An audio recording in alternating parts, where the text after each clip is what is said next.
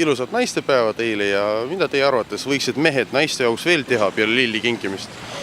Ma arvan, et mehed võiks hommikul naistele kohvi voodisse tuua ja lilli võiks kinkida iga päev, eriti tuua koju selliseid lilli, mis ka püsiksid kauem, mitte ainult naistepäeval seal lõikelilli kuskilt otsida. Mida te arvate peaks tegema, et naiseks tahaks rohkem lapsi? Ma arvan, et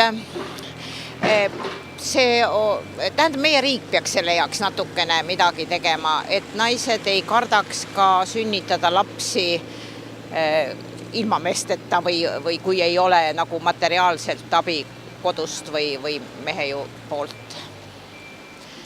Et riik võiks natukene toetada emasid, natukene lihtsamaks teha kõik need lasteaiast ja koolid.